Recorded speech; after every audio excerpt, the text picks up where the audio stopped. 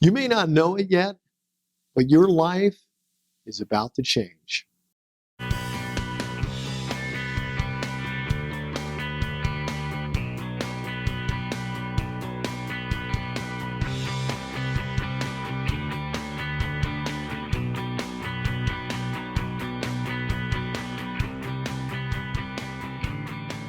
You know, on this program, this is very much about transforming lives through looking at examples of what others are doing.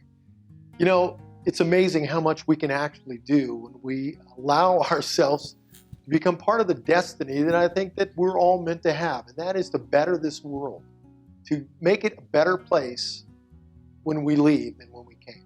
And I think a prime example of this is a dear friend of ours, and this is Richard Green. And you're actually with a group called the Clarion Project. And tell us something about that.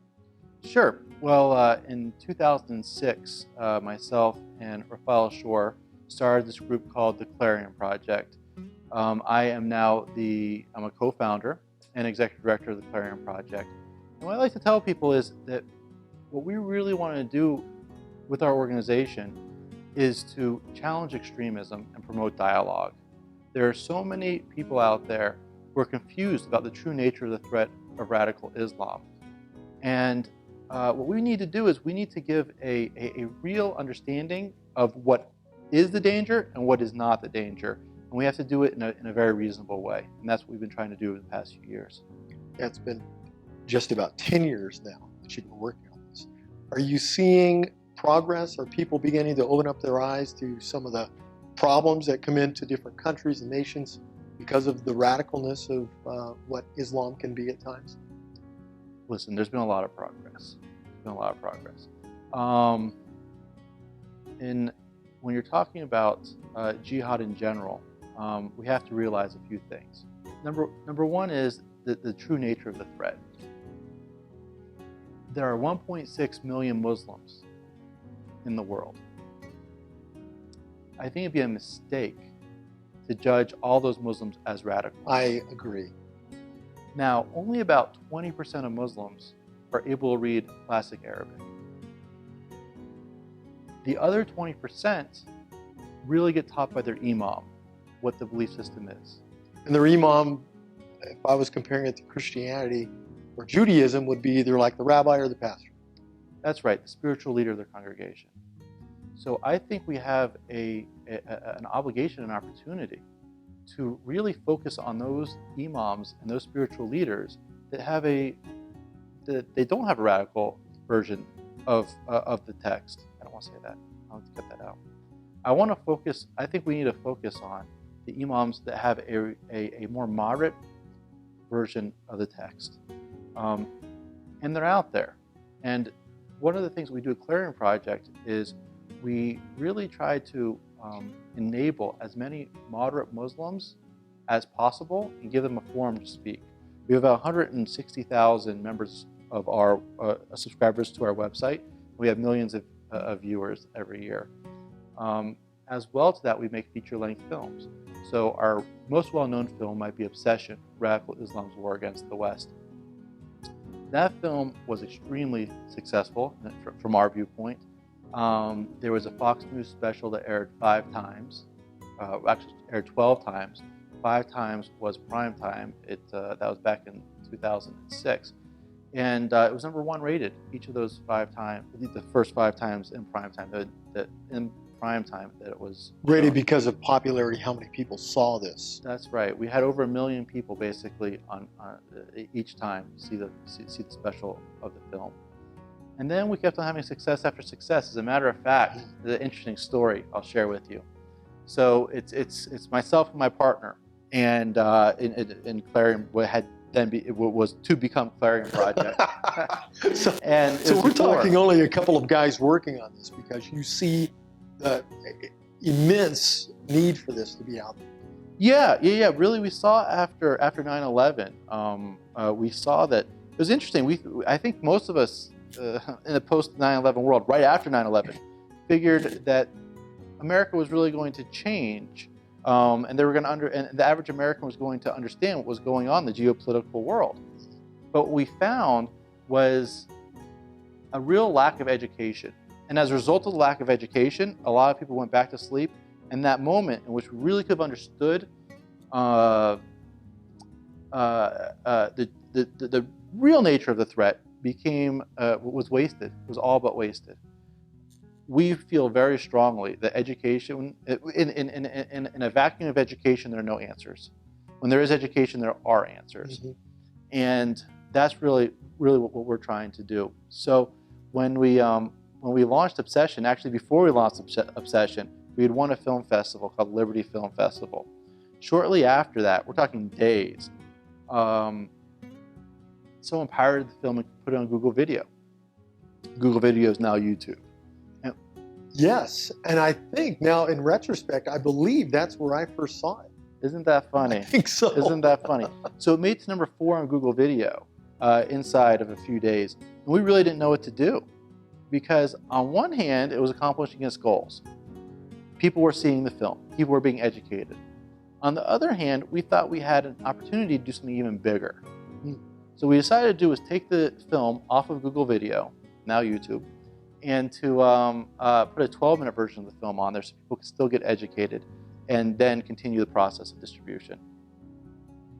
How did that work? How many people have viewed this thing? Any ideas? Well, we say Clarion Project movies have been seen by probably at least 75 million Americans. Oh my. Yeah. That's an impact. Well, we like to think so. I hope it's made an impact. Interestingly enough, Obsession, there's about 29 million copies of it made, which puts it in the same category as Shrek and other major Hollywood releases. It's amazing. I saw that. Both movies that I saw, I was blown away by, but I had no idea it had become that popular. Well, listen, we had no idea we had no idea either. Going back to that office, me and Rafael Shore, myself, we're sitting there and we're getting calls from the most important people in America saying, wow, you've woken us up to the true nature of the threat. And our hopes were that we'd have a few 100,000 people see the film and then we were going to continue with our lives. We thought that we had something to add, but we had no idea how great our reach was going to be. Has there been, because the topic is so, I would say, touching in many ways, and with some people it wakes them up, with other people it probably infuriates them. Have you had any backlash because of that? Oh, sure. One of my proudest moments was when the foreign minister of Iran got on national television, and he told the populace there not to watch Iranium the movie. It was made by a bunch of Zionists. So, I liken it to, there's been many movies that had a very positive narrative out there. Imagine if you'd had a White House representative get up on national television and tell people to stop watching these movies. Don't watch Juno.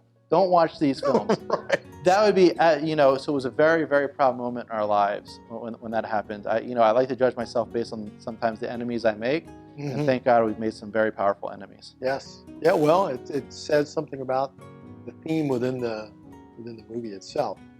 I was thinking about the popularity of the movie. Do you see any practical results other than people getting it? Are they doing something with what they're learning? Are they within, you were talking about the Clarion Project being behind this and being claimed to be Zionists, but that's not the case at all. It's across the board, different people with different faiths. Well, yeah, that's the interesting thing. I think when you can't kill the message, you try to kill the messenger. Of course, I'm Jewish. I'm very proud to be Jewish. I like to live my life as a Jew. I like to wake up and feel the deep spirituality that I feel. I like to go to sleep feeling that same deep spirituality. And I like to look at my day and see if I've lived up to the type of person I think I'm supposed to be. Sometimes I do, sometimes I don't. I wish I did it more often. That's not something I'm ashamed of. That's something I'm proud of. I think at the Clarion Project, I'm sure at the Clarion Project, at the Clarion Project, we have Jewish and non-Jewish staff. We have some of the top leading moderate Muslims in the country, in the continent, Dr. Zuhdi Jasser, Raheel Raza, and many others who help us, support us, and are on our board. So if someone's going to try to kill our message by killing the messenger, that's fine. I think it speaks volumes to who they are, not to who we are. Right. Very short-sighted idea. This is about what is right and wrong. Mm-hmm. This is not about a religious group. It's not. Well, yeah, and the interesting thing is our movie our movie Honor Diaries has been shown at hundreds of universities across the country. Hundreds.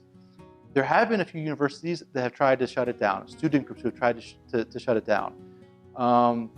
And it's really quite interesting because usually the people who are behind that are the organizations like CARE, Council for American Islamic Relations, MPAC, and the like. And it's the most interesting thing because the movie Honor Diaries is about the persecution and the abuse of women in Islamic culture and society, right? And though it was produced by some Jews, some Christians, mm-hmm. and some Muslims, they decided to attack the Jews who made the film, which made no sense at all. No. As a matter of fact, the human rights activists who were in the film, who were primarily Muslim women, said, "Thank you so much for making this film. Thank you so much." And it was the most amazing experience to say, just because I'm Jewish, I can't have a part in making a film?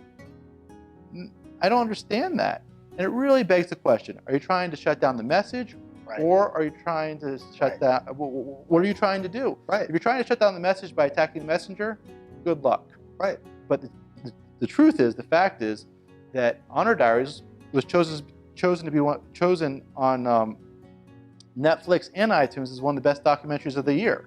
What does that say? It says a whole lot. On DirecTV, they have the feature documentaries. We weren't a feature documentary for 1 month. We were a feature documentary for 2 months. Mm-hmm. So Megyn Kelly and other reporters who got wind of the fact that our film had been canceled on certain college campuses, they covered the story for over a week. Sometimes up to 2 weeks. And it really is very sad when you have groups that say to be proponents of certain things that really have hidden agendas. I agree. And something else, I'm a Christian. And more than that, I was a pastor for over 20 years. So I think I have a right to speak about my own backyard. I have no problem at all at looking in retrospect to the Crusade period and going, oh my goodness, the atrocities that were committed in that time period by people that claimed my own faith. I have no problem with that. Looking at what is right and what is wrong, saying what is wrong is actually wrong, and we don't want to be doing that, and trying to make the world a better place. Just because they claim to be Christians and I am a Christian does not mean I have to partake in the same lack of what's considered right and moral and ethical that they did. So, I have a problem understanding why any person of any faith would not honestly look at the background of what people are doing, radicalizing their faith, and how that's wrong. Listen, I agree wholeheartedly. I think part of the litmus test is when you speak to people that profess to be moderates, and many of them are. Right. You have to ask some very specific questions. Do you believe in, or do you support beating of women as a result of your faith? Well, I would hope the answer is no. But if they're going roundabout with a roundabout answer, then you kind of know what the answer is. Apostates, right? If someone converts out of Islam to Judaism, Christianity, whatever the case might be, do they deserve the death penalty? And that's a very specific question, and I think it's a very poignant question. Do you think they deserve the death penalty? Do you believe they deserve the death penalty? Absolutely not. That's right. Now, what if a Christian was to convert to whatever the religion might be? Buddhism. Sure. Do they deserve the death penalty? Absolutely not. And you're able to say that with complete confidence, unabashingly. It goes against my foundation for understanding why I believe your faith is valid, my faith is valid, and somebody else's if they choose to follow that. Doesn't mean I have to agree with them, Mm-hmm. but I do agree that they should have the choice to make up their own minds. That's precisely right. That's precisely right. So when you challenge people, when you challenge many Muslims who profess, especially, not especially, but certainly even in this country, to be moderates, if they can answer those questions directly, then you know who's a moderate and who's not a moderate. Mm-hmm. And we certainly have to work with the moderates. We have to try to give them a platform to speak from, because there are very few things I can imagine to get behind and to be more passionate about than trying to help people who want to have a Islam that can work inside of the American Western values. I want to help those people as much as I possibly can. Right. And you know, I guess part of the challenge is, I know it is in my own thinking, and I'm sure it is, or I would guess it is, within the project, the Clarity Project, and that is helping people understand that not all Muslims are radical Muslims, and yet waking us up to the fact that some are, without there being a prejudice and sizing somebody up because of the way they dress or the religion they practice. That's got to be a fine line. How do we help people to not just make snap judgments about somebody's faith and how they act? How do we do that? Let's see. I think we all have to work on judging others. I think that the Torah teaches us that don't judge another man until you walk in his shoes. It's clearly something that's deeply ingrained in the psyche of a human being. So I can't tell you how to make it so people aren't going to judge another. What I can tell you is the more that we help moderate Muslims, reformist Muslims, the better society will be in the end. So I certainly hope that people would go into any conversation or relationship with an open mind. And I would not like that mind to be closed because someone looks like a traditional Muslim. You are an expert in some ways on this whole topic of radical Islam and its effect on the world and our cultures. Would you say that it's becoming more of an issue, or do you think that there are more moderates rising up? Well, I'm not sure how to answer that question. I think we are, the situations can get worse before it gets better. In Europe, the demographic time bomb is one that is hard to understand how Europe is going to come out of in a healthy way. When you have the average Muslim, you have the average European woman that's not Islamic having 1.4 to 1.6 children. You have this average Islamic woman having 3, 4, 5, 6 children. As well to that, many Muslim men having a second wife. Then you have an issue. But the issue isn't because they're Muslim, right? Right. We can't Right. We can't be prejudiced like that. I appreciate that. That's good. The issue is their belief. Yes. And when we see poll after poll after poll in Europe, the grandfather who came over to Europe was more centrist, was less of a radical, and the father and then this grandchild become more extremist. And that is in large part because of the social system there, the social state, that when you can stay in your society, in your bubble, and have government support you so much, then it could proliferate an us versus them type of a feeling. And we know in Europe and France and Right. all over many places in Europe, the assimilation hasn't happened and the societies are staying separate. Yes. And that helps with radicalization. And we also have it was the most amazing thing, I'll tell you, when President Obama called ISIS the JV team. My thought was that they might be a JV team, perhaps. Not that I even agree, but if one wants to go down that line of thought, They might be a JV team against the military prowess of America or the West, if they're even a JV team. But it misses the point. The point is they are trying to capture the theological narrative of their religion. And being that we let them do that, they became a movement. And now that they're a movement, we have a big issue in the West, because many of those young men who are who have chosen or want to live for more a meaning-based type of religion, and they see that ISIS is on the march, they want to be associated with the winners. And unfortunately, we woke up, the American, I don't know if we, but there are some aspects of our government who didn't realize that. And now we've actually really empowered the bad guys, and that empowerment now has a trickle-down effect to the general populace.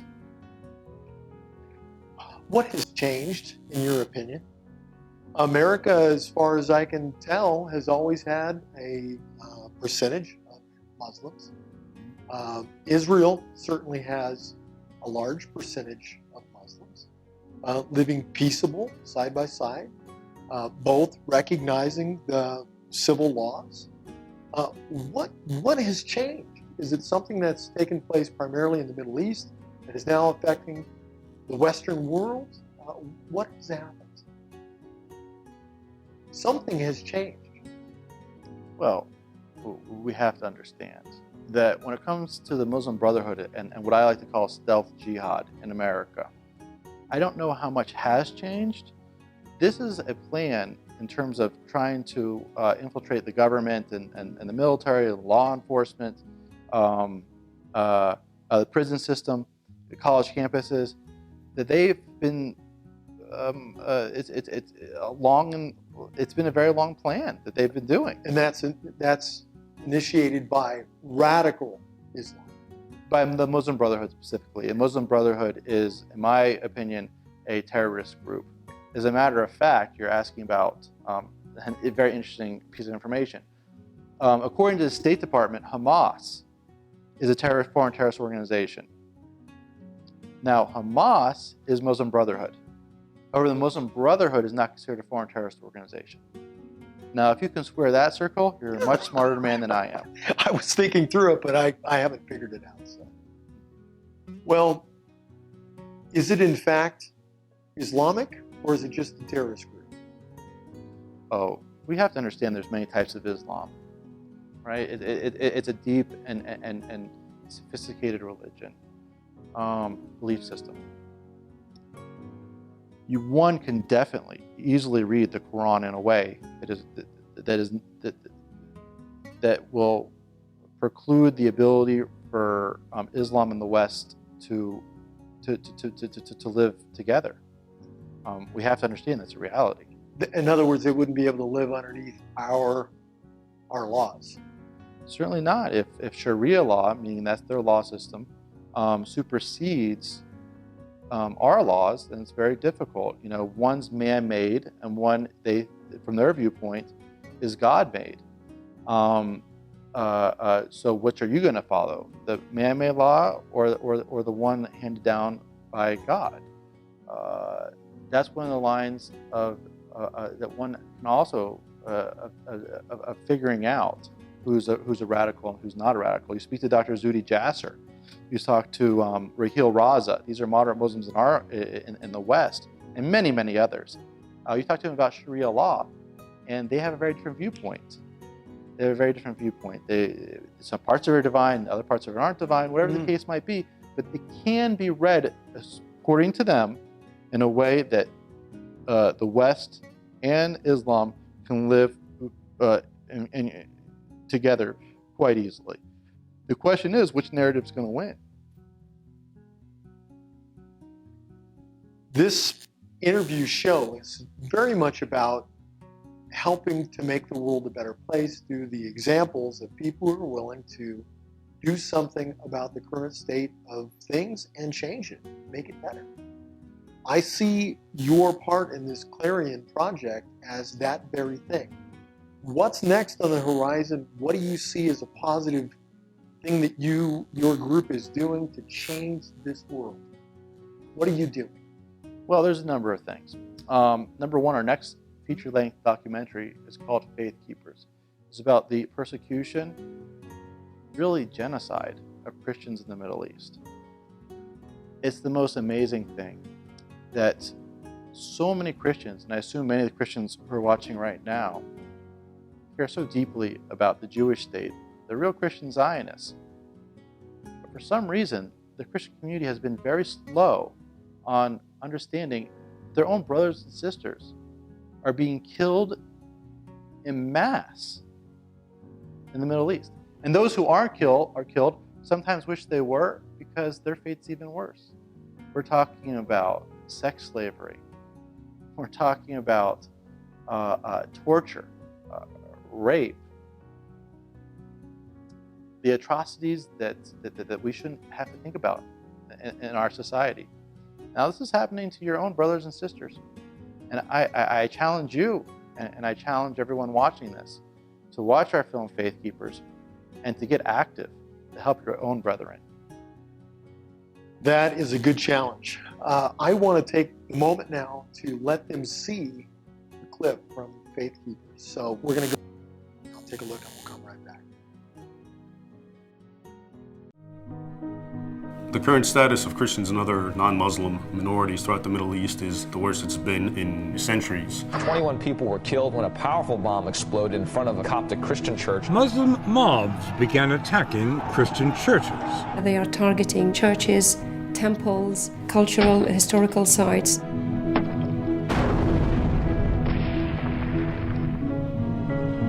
سوريا وأنا لك بخاز شو سوريا جو العراق قتل خله.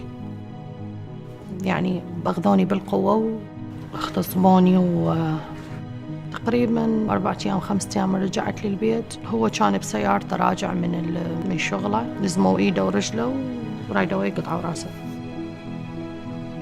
I converted from Islam to Christianity. I was arrested, and after that they gave me a death penalty. What I told the judge in this day, if loving and worshiping Christ is a crime, I am guilty as charged.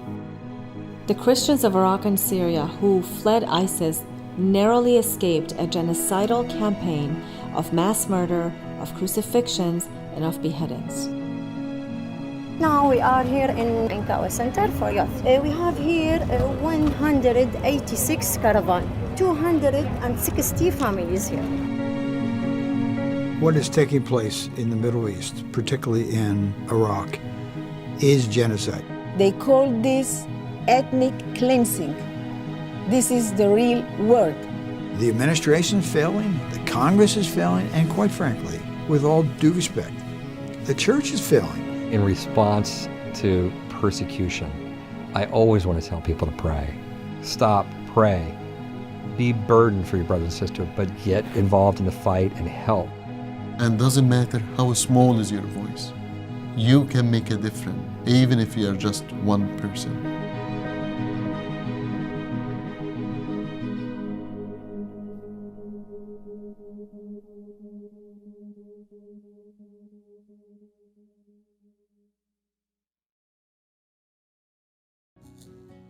Okay, that is an amazing clip. I can't wait to see the full film. Can you give us any more information when you think about it's going to be coming out? Well, we're looking at different opportunities right now. We feel honored that we're able to produce a film that can have hopefully will have such a tremendous impact. I can't talk in specifics right now because there's so many balls that are in the court. I would love to say, you just hit me a forehand right down the tee and I can hit it for a winner, but I can't do it right now. It's just not happening. But if it was a normal inside-out forehand, then I would have tried to hit it for a winner. What can people do to be an active part of helping the Clarion Project? Well, number one is we have a website that has around 160,000 members. We send out to those members, we send out newsletters on a regular basis. To be informed is wonderful. And as I said earlier, a lack of knowledge, a lack of information will have a lack of solutions and will continue to have the problems that I fear that we have right now and will only continue. So number one is go to clarionproject.org and sign up for our newsletter.